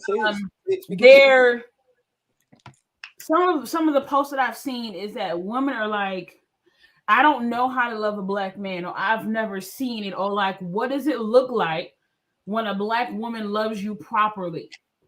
And I think that needs to be a part of the conversation, because all of this back and forth 10 years ago, when I'm about to hit 10 years of marriage, there wasn't this conversation. It was just like, we had one premarital counseling session, and I'm in there crying because I don't have. Basically, my husband married a bum. Okay, I didn't have a driver's license. I didn't have. The only thing I had was my college, my high school diploma, and a New York City permit. That's it. That's all I had, and my beautiful, luxurious personality. You were enough. Remember that, y'all. You was a bum, and you was enough. Okay. But what he said was, I'm not worried about all of that. Carla, I'm not worried about all of that. Like, you just do what you need to do for the household, and I got you. He like, you worried about all this other stuff. Just do this, right? Granted, over the years have passed. I got my driver's license. I graduated from college. I'm no longer like, I'm a college educated bum sometimes. Cool, whatever. But I really do think that on both sides of the spectrum, people are not talking they're not listening to understand. They're talking to respond. Mm-hmm. Because some of the issues that I've encountered within my marriage and what I've seen people discuss on the internet, it's just like, all of this stuff could be solved if y'all turn off your phones and talk about it. Yeah. Right? My husband and I used to have I just think I'm a funny person because everybody else thinks I'm funny, right? So like we do like game night or whatever, and I'm cracking jokes on everybody, especially my husband. When everybody leaves, it's like, so I don't like how you talk to me in front of people. I don't like the kind of jokes that you're making about me, and people are watching how you talk about me to them. At first, I was just like, yo, you'll be okay. Like, But then I started to pay attention. Nah, that's not cool, because if he did it to me, I wouldn't like it. That's right. And that's so I'm seeing a lot of I want to do this, and if you don't like it, whatever. And in my head, it's just like, relationships is give or take. You feel what I'm saying? Like, in my head, in my total complete rebellion against the church, I'm like, I want a tattoo because it seems cool. Knowing full well my pain tolerance is horrible, but in my head, it's like, it seems cool. My husband was just like, no. Okay. That's the way that modern lifestyle is promoting themselves to women. Is just like, you said I can't do it. You know what? Matter of fact, I'm gonna do it anyway. That's not how things work. Okay. Right. Then you're gonna be at the tattoo by yourself. There are times, okay, my husband was like, no, you'll be single. And I was like, tattooed and single, or like not tattooed and married. Okay, I'll take not tattooed and married for 1,000, Alex. But I feel like it's just, there are times where I've had to tell my husband, like, I don't need your solutions right now. I just need for you to listen and we have dinner or something. Like, I just want to talk to you about my job. I know realistically in this job climate, right, that I can't just walk off the job and be, emotionally unstable and irresponsible and be like, you know what, you didn't email me fast enough, I'm out, right?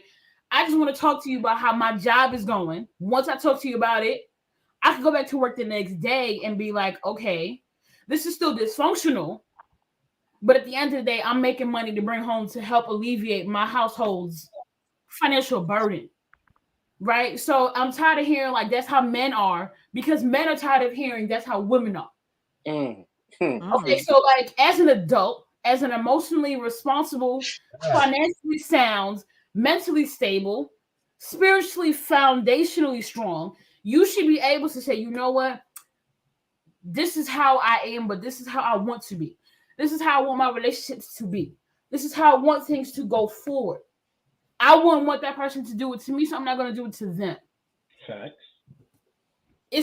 That's what it is. I'm always encouraging women to have more guy friends. I'm encouraging guys to have more woman friends, because this overly sexualized lifestyle that people are at some point, sneaky linking and all of that's gonna get old. Like, I promise, y'all finna be at the nursing home catching AIDS. That's how it is. But I just feel like all of these. I watch the podcast. I watch all of the men. I watch, whatever that girl name in Europe. Just Pearly Things. Really, her. You watch too much. I'm like listening to everybody and making notes, and at the end of the day, we got somebody right here.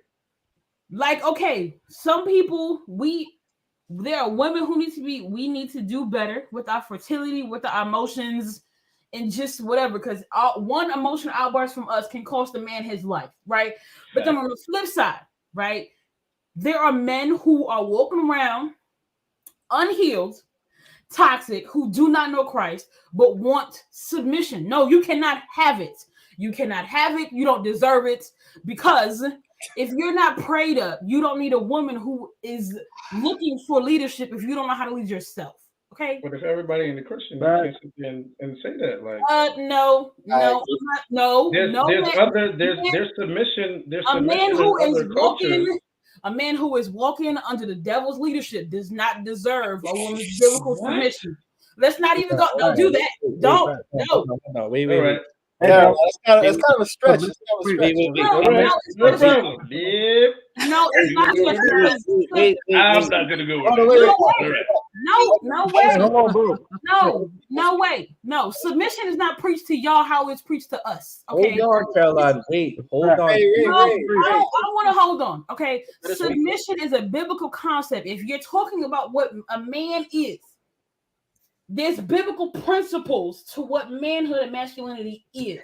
Okay. You see the church uses and has weaponized submission in the Proverbs 31 woman to keep women in abusive and toxic and harmful situations without doing due diligence to educate the men who these women are supposed to marry on what a quality husband and a man of substance should be. How many women are abusive to these men? Unless you was in a class for women on submission, you can't tell me what we had to learn to do with y'all.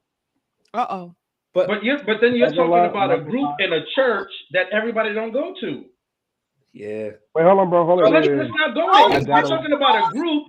You're talking about a group of women that go to a church that everybody else don't go to. There we go. So you can't talk about submission if we're talking about submission as a whole group, as a whole world, right? And we're not going to talk that we can't sit there and keep on bringing up religion when each religion has a sense of each religion or culture has a sense of submission that they run by. They all do. So we can't sit there and say, oh, if you're not Christian, then you can't get submission. What?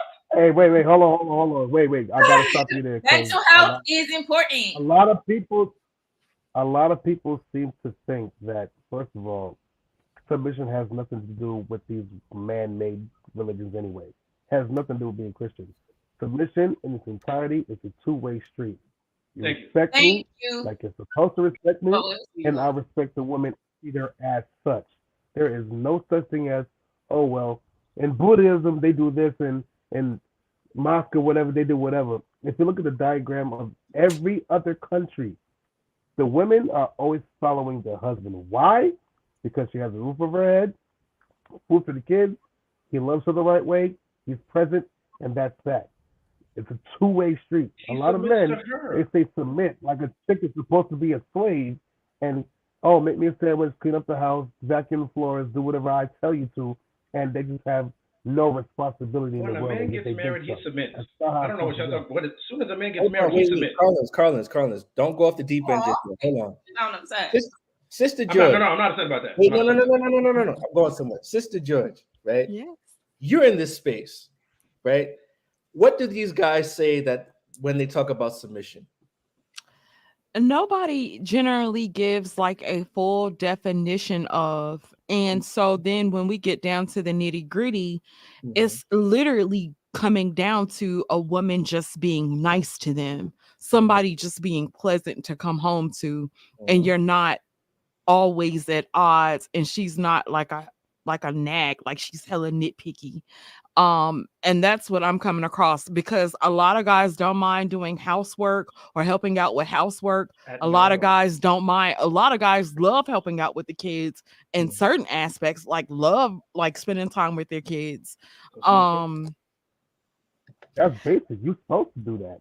Yeah, but then when it comes down to, I think, a lot of our interpersonal dynamics, then let's just say that it comes down to bill paying, and she's bringing in a certain amount of money. Most women don't feel like they should bow down to you if she's bringing in like the same amount or more money, or if she's paying half the bills or whatever. She feels like she should be able to input on the decision making just like you should, like you are. So no and problem. So then go protect me when we outside. Protect me when we outside.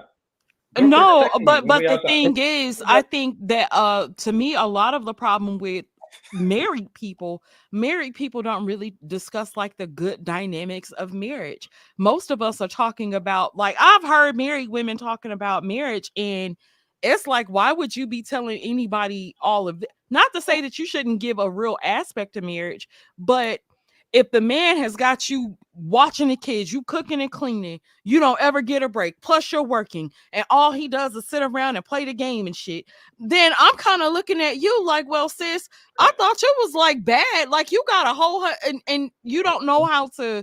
Why would I do that? That sounds terrible. Yeah, and I'm like, that's not how most marriage dynamics go. Healthy. You gotta be clear about that. Healthy.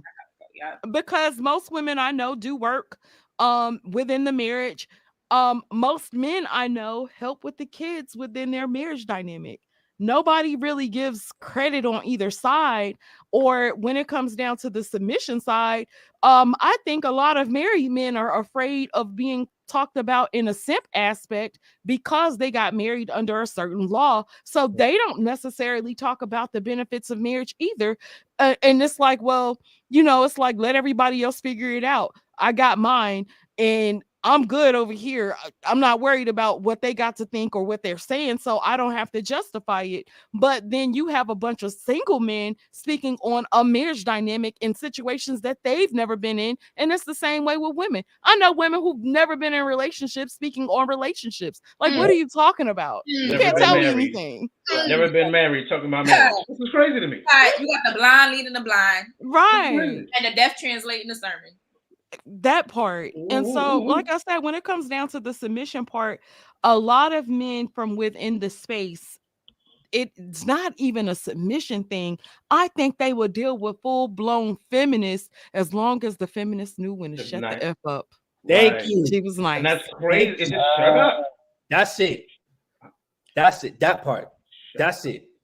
Because when people talk about submission, they use the Bible and they use all these other aspects. And it's like, no, we just want somebody that's going to work with us, right? A lot of people, they come on these stages, they come on these podcasts, they come on the internet saying, oh, well, if she does this, I'm going to do this, or he does this, I'm going to do that. And it's like, no, it doesn't work that way, right? A lot of the guys who are complaining, right? We just want women who will be able to work with us, who are going to be nice to us. That's something that Kevin Samuels said. Why can't you be nice to us? That's another part of the whole emasculation of Black men. we don't get a lot of women who are nice to us. Not even just on a regular relationship aspect, on a friendship aspect too. We got to deal with all that. We got to deal with the attitude. We got to deal with the disrespect. We have to deal with being called out of our names, even just on a friendship level. Go ahead, Nikita. Sorry.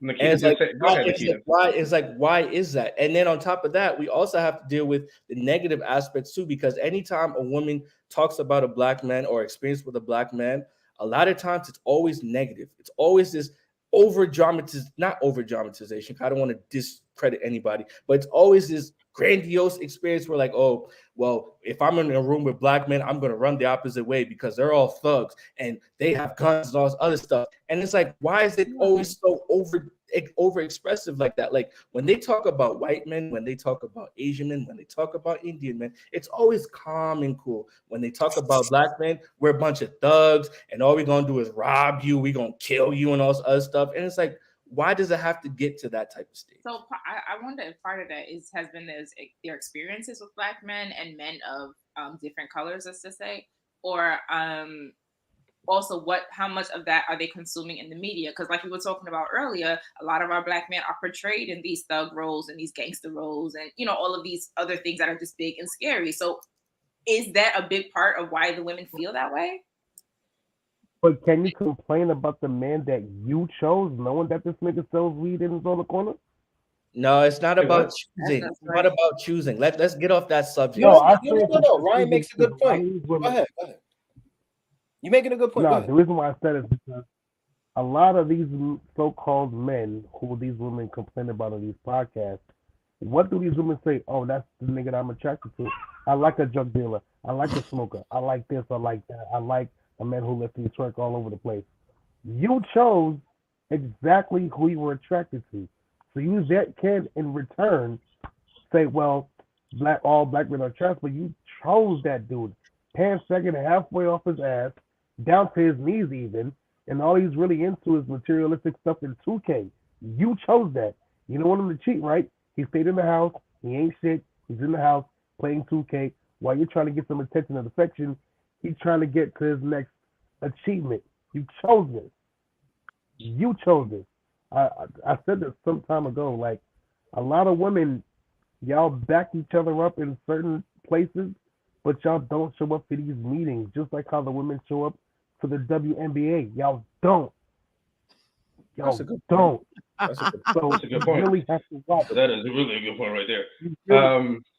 Like, bro, right. like, we need equal pay. No, we don't. No, y'all not even going to the games. Why do we have to pay y'all for not going to y'all games? That's a really good point. That doesn't make any sense. Hold on, like, understand this. Like, the WNBA, y'all want all this money, but the NBA is the WNBA is an NBA subsidized sport. We gave that to y'all. And even for the players who shout y'all out, disrespected, they get dragged. Y'all don't show up to none of them. Y'all love the LeBron James. Y'all like the Dwayne Wades of the world and the Kobe Bryants and whatnot. This is what y'all show up for. So if that would be me going out and speaking to TT on the corner, who I know just snorted coke about 5 minutes ago in the bathroom by some gas station and trying to build her up, but she keeps running out the house at 3 a.m. because she just needs to get her fixed. I chose that. I can't be mad. I can't be mad. That's backwards. I'm not gonna buy a box of Fruit Loops that I know don't eat it, and then I try to eat it. I don't like this. I don't know why I got it. Like, what? You can't be stressed about something you chose. You smelled the weed on him when he was talking to him in the first place. You know what this dude does. Okay. You feel what I'm saying? So choice has a big thing to do with it. Hold on, let me say something real quick.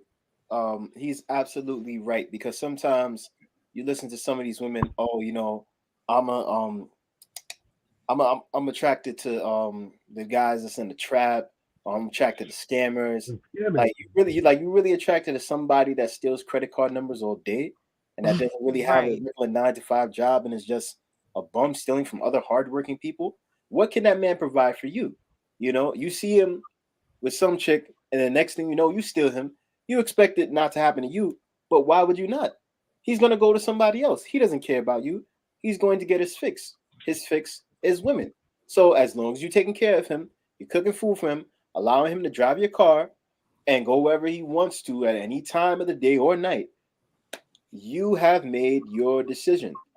Some women will stay with a guy knowing that he's no good for them, but I guess, there's a little bit of comfort, whether it be money or. And let me tell you something. There's always a benefit. Like, people was like, okay, well, I give him this, he gives me this, but that's not even a healthy relationship, because you're letting this man literally walk all over you, or in some cases, the man is letting the woman walk all over him. At the end of the day, when you don't have examples of healthy relationships, or let's just say you're tired and you just feel like I just want to go and wild out and do whatever, you're going to end up in the situations that you do.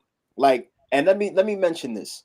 And I want us to jump back to the original topic that we were talking about, but I cannot tell you the countless times I have watched Maury, and these women would be like pointing at the screen, like, you see, he got your nose and eyes. And then you hear, when it comes to 5-month-old Joseph, you are not the father. And the cameraman goes and runs after them and follows them. You telling me 10 different times, 11 different times you came to the Maury show, you cannot find the child of your father. You made choices. You can get mad at these men. It's not their fault, because they made their choice too. But now, hold on, wait. Let me I'm sorry. finish. Like, it's sad, but I was looking at what I think it was Nikita was saying. No, Jenna or something like that. And I'm lost. What's wrong with getting what you deserve? And exactly, whatever you deserve is whatever you deserve. And I'm not wishing anything on people, but when you make certain choices and you expect positive outcomes, I mean, you're a dummy at the end of the day. Ray, go ahead, man. I was gonna say that going back to the topic, like, if you hear a lot of these women when they speak, and Sister George, you can tell me if I'm wrong, but they don't have a high expectation for Black men, right? Whenever you hear a lot of these women say, oh, I want a guy that's scamming, I want a guy that's in the trap, I want a guy that's a drug dealer, who are they talking about primarily? Black men. It's always the negative stereotypes of a Black man. It's never really the positive. Because if you watch some of these shows, like, they have these shows where it's like a dating show per se, and they'll have like this guy who's well-to-do, there's one who's a chemical physicist. I'm not sure if I'm saying it correctly, and the girl rejected him because, oh, he was too boring. Then they showed somebody else. Oh, well, I'm in between jobs, and I live with my mother, something like that, some crazy like that, right? And she was like, oh yeah, well, he's my type. And it's like, it's always a negative stereotypes of Black men that get the most highlight. When it's the positive stereotypes of Black men, oh, he's too boring, he's lame, etc. But let that. Go ahead. Go ahead. No, I was just gonna say, it's not even a fact that he's boring. It's just that the nice guys don't tend to know how to seduce, and the guys who are quote unquote swagged out or whatever, they do know how to seduce women, and I think that's just the thing that separates the two. I'm not sure. I disagree. I think that women are attracted to the financial aspect of it all, like men who are scammers and who portray this kind of lifestyle. The drug dealers, they flash a little bit more money, and that.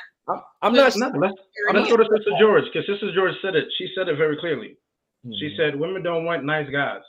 So I was going to actually go back. No. I said I did not say that. I did not say that. I said the quote unquote good guys just don't know how to seduce. We want men that know how to seduce. That's what it boils down to. All right. Good guy, bad guy. We want. Yeah, but that's. So let me go back to it. So the word nice. Hold on. So the word nice. When you look at the etymology of it, the energy of it, it means stupid and ignorant. So when that guy doesn't understand that woman, he is nice. He doesn't understand you. You don't want the nice guy who doesn't understand. No. So here's the thing. It's not that all nice. Kind, gentle, loving, caring are different things. No, but the whole thing is, if you pour into a person without having required anything from them, and you're the one that's just always giving, then that's automatically something about yourself that you don't feel valuable enough because you have to give in order to receive, as opposed to bringing your natural energy exactly who you are naturally and being yourself. Women love a man that's totally himself with no apologies about it.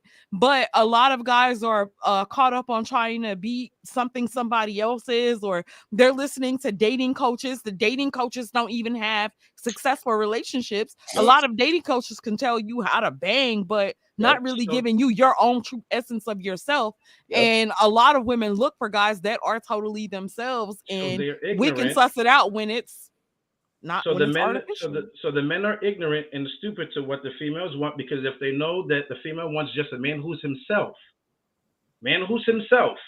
most of these men are portraying something different. So when you sit there and you tell a guy what you want, hey, I want this in a relationship, that nice guy is going to take all of that stuff and just wait 3 months, 4 months.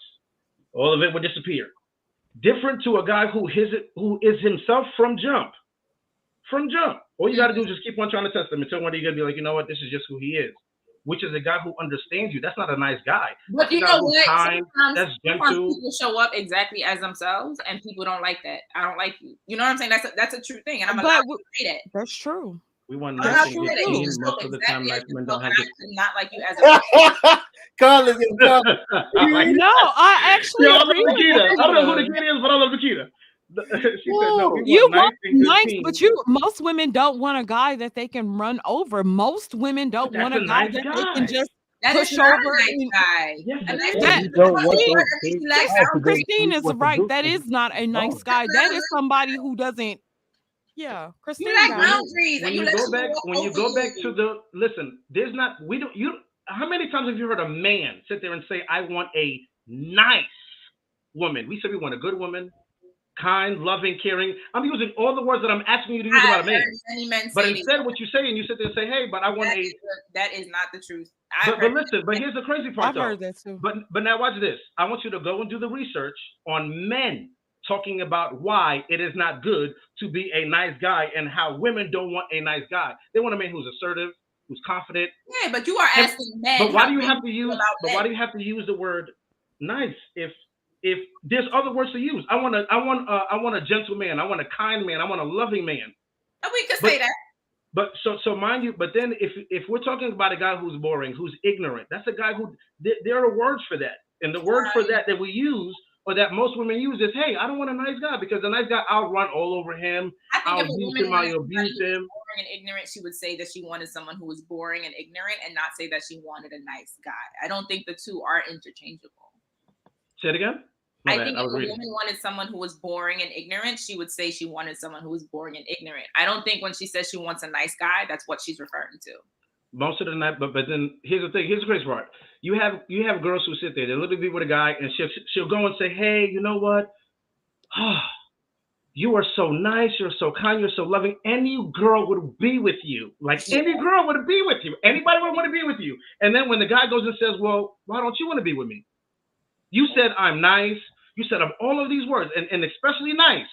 But why don't you want to be with me?" What she probably didn't say is that you like boundaries. I can walk all over you. You haven't shown up authentically as yourself. There's a lot more to it, but it's not necessary to say in that conversation. At this particular point, I'm telling you that I think you're a person, but I want to date you. We're having this conversation about to say. I honestly think a lot of women choose.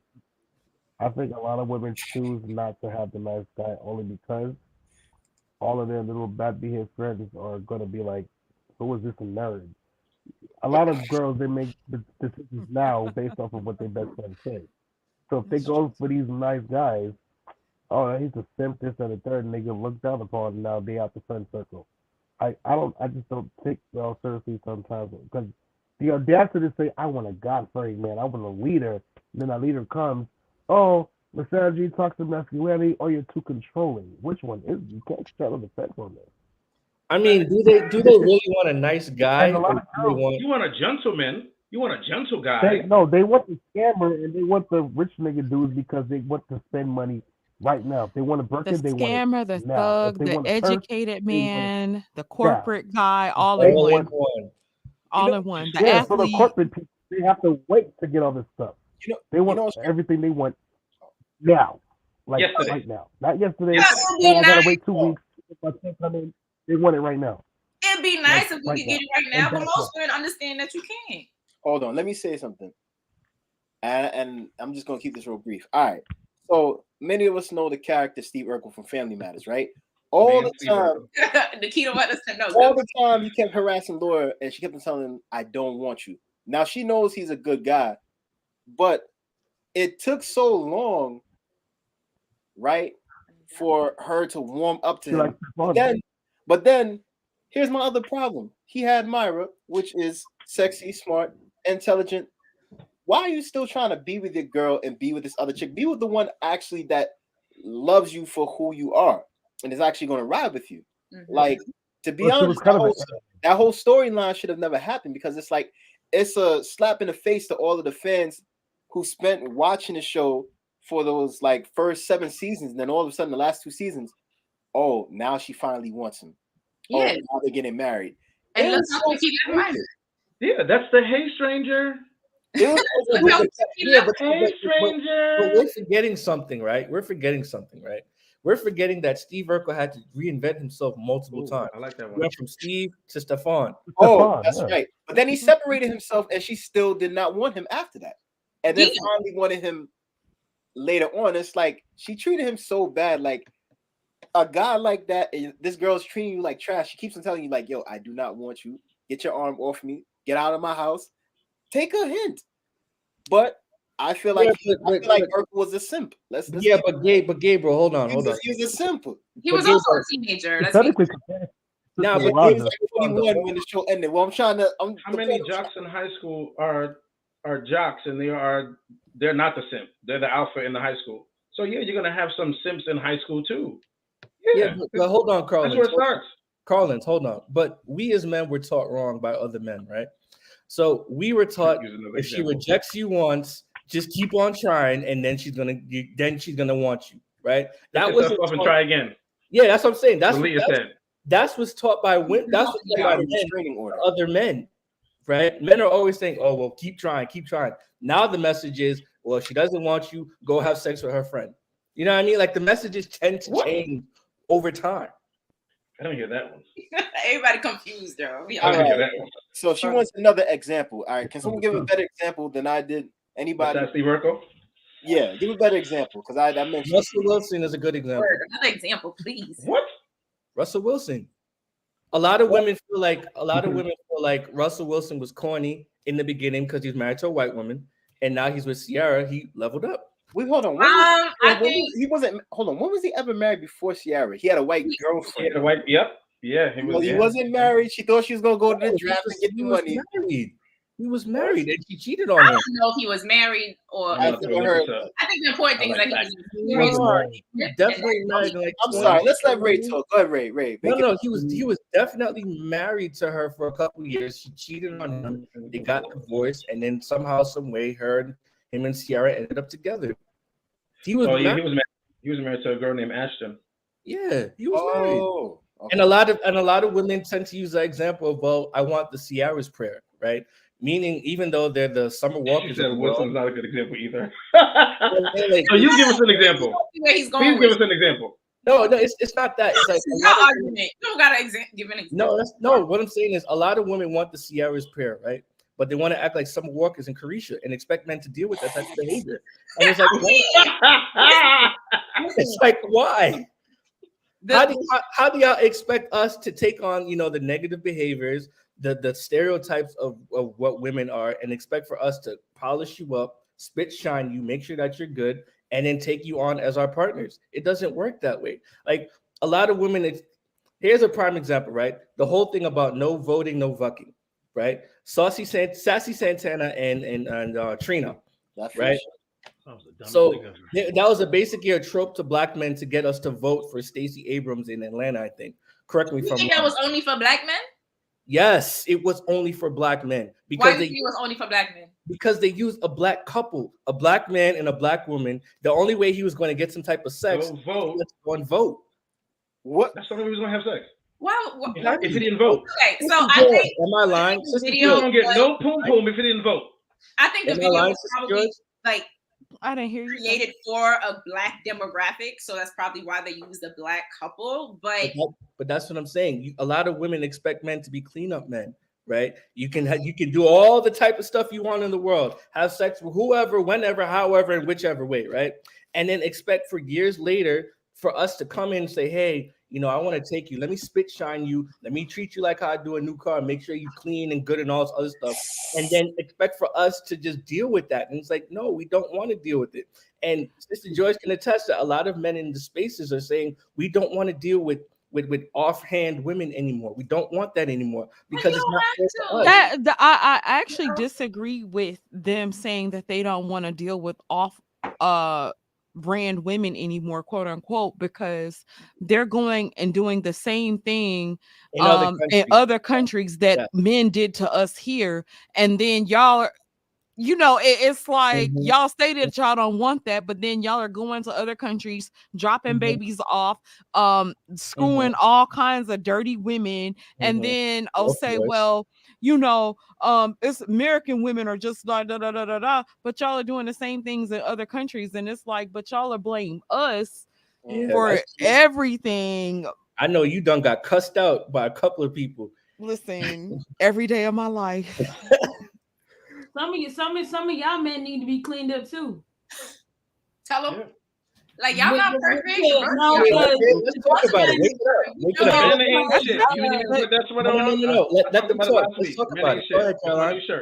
Go ahead. No, everybody's got their shit. Everybody.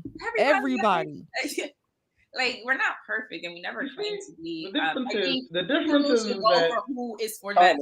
Hold on. I'm sorry, Christine. Go ahead. No, I was just saying that I think people should go for whoever's for them, right? Certain type of people can only be around certain type of people. That's just a standard, whether the type of relationship that it is. That doesn't make the Carishas and the Summer Walkers any better than the Ciaras of this world. They're both women, and they both have men who will be attracted to them, and the type of relationships, dynamics, yada yada.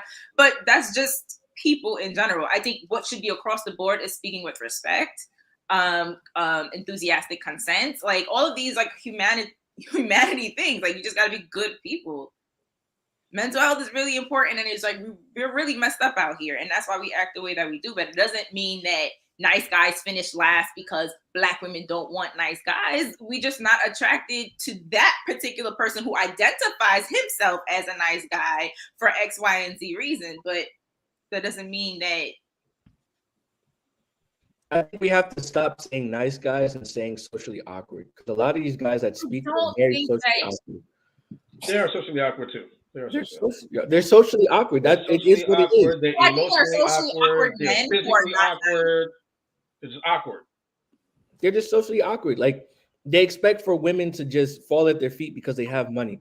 Oh, I got me a $10,000 Rolex. Fall at my feet and give me head. That's what I'm saying. Like, they expect that type of behavior, and it's like, it doesn't work that way. And that's an entitlement. Why are you so entitled to my time and attention? Because now I said that I don't want you. Now we hurt about it. I'm allowed to know.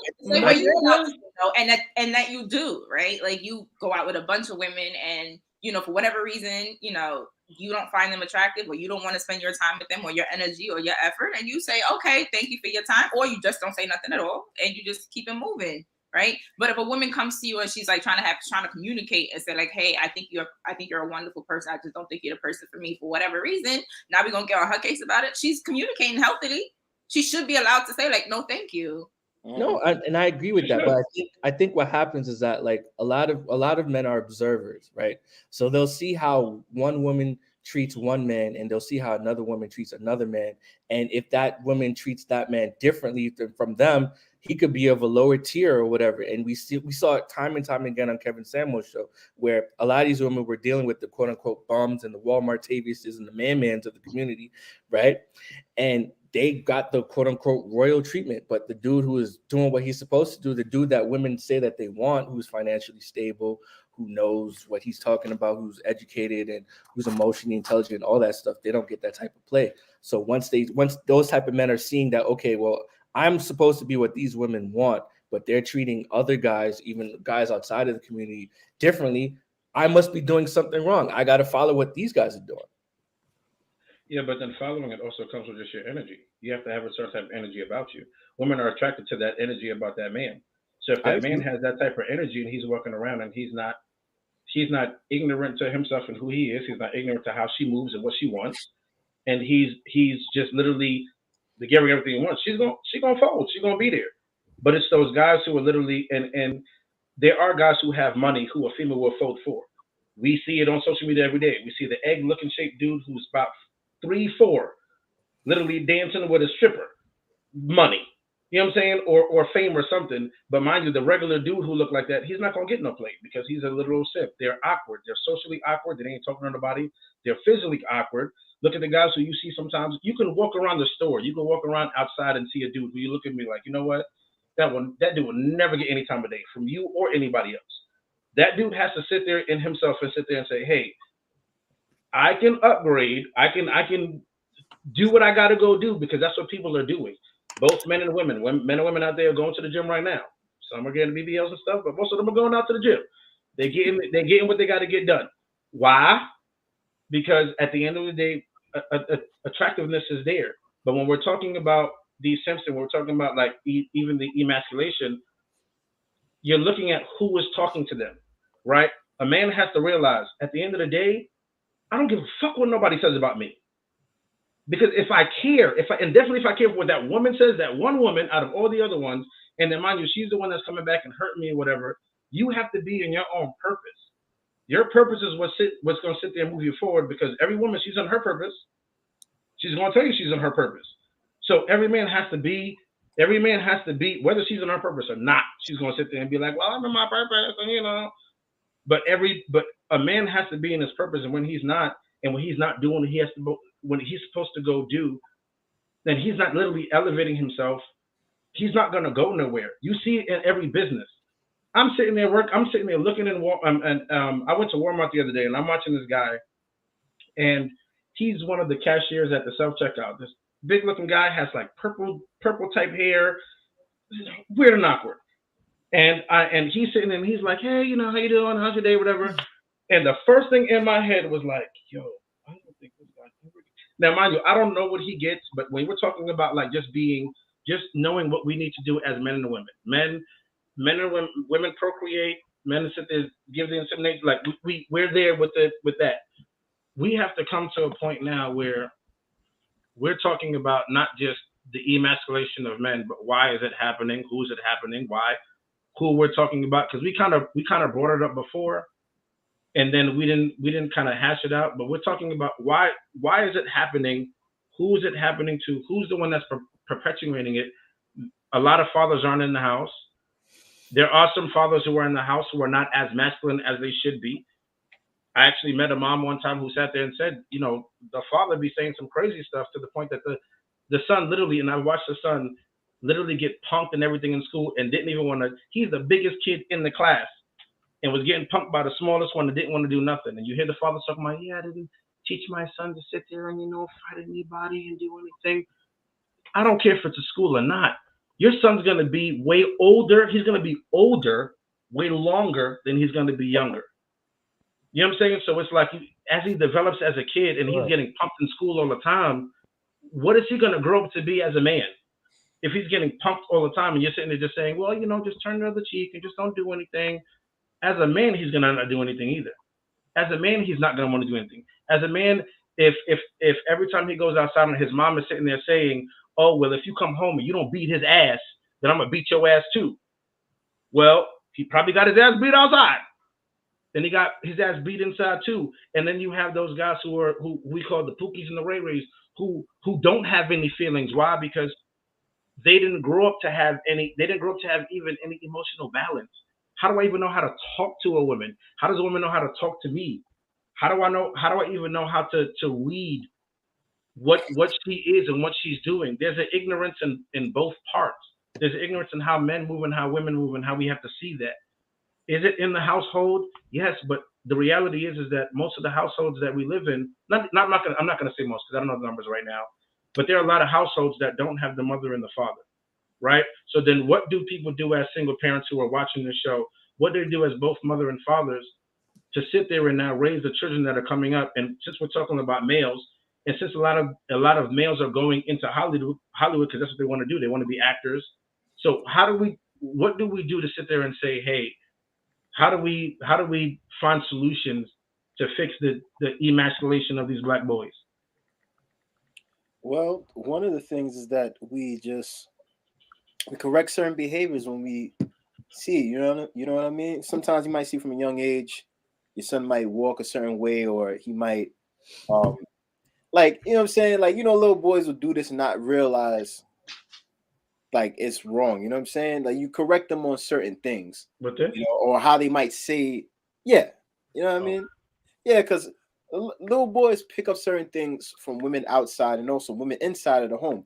You could have a child that grows up with uncles and stuff like that. Some of them still end up feminine, but at the end of the day, it's important to have these conversations while they're young. You don't wait until they're older to be like, yo, this is not what it's supposed to be. It's supposed to be different. Like, we want to see these type of images in our movies. We want people to see, like, it's more than just broken relationships or getting STDs. Like, I'm putting this stuff in there because it's like you see a lot in these black movies, right? I look at Tyler Perry sometimes and I'm like, yo, you profit so much off of the hurt and pain of black people. You say that these movies are about your aunties and your grandmother and all this other stuff, but it's like it's always something negative. Like, for once, we just want to see something positive from you. You keep on harping on these old things. Even you check out some of the shows that he has. Some of the shows that he has on BET emasculate black men. But the thing is, black men and women are still going to watch it. And this is not Hollywood. This is Atlanta. This is his own backyard. And it's like nobody can tell him nothing, from the bad clothing to the bad wigs and just the horrible dialogue that's written for these scripts. I mean, it's crazy.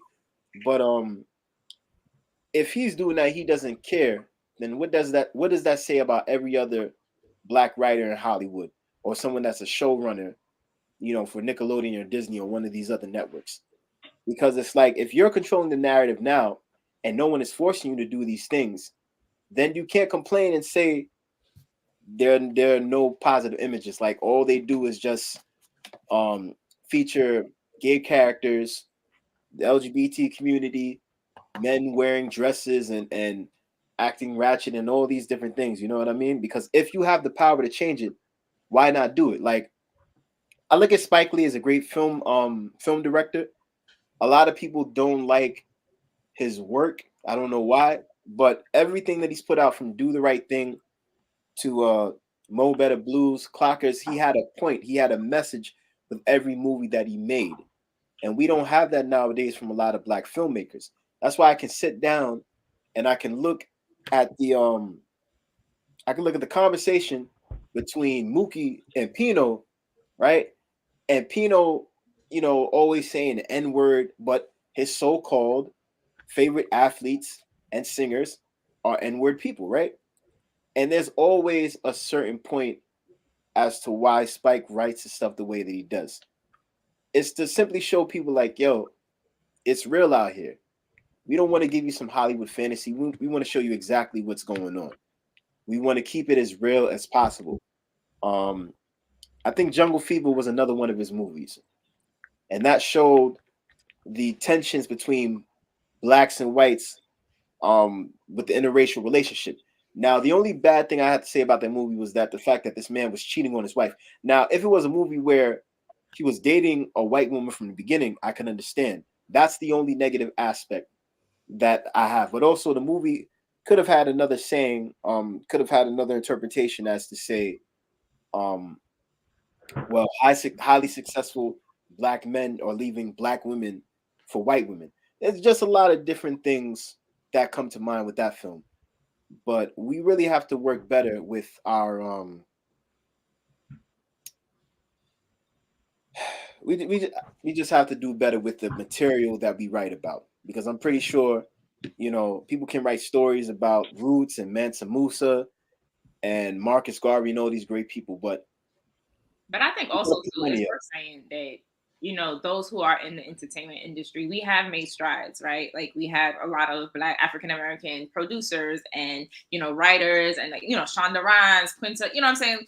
And, Tyler Perry, he does have his studio, right? So we do have a platform or a space where we can go, right? Or should be, or let's say hypothetically is more accessible to people who look like us, so we can like control the narrative or control what's coming out a lot more. So we have come a long way.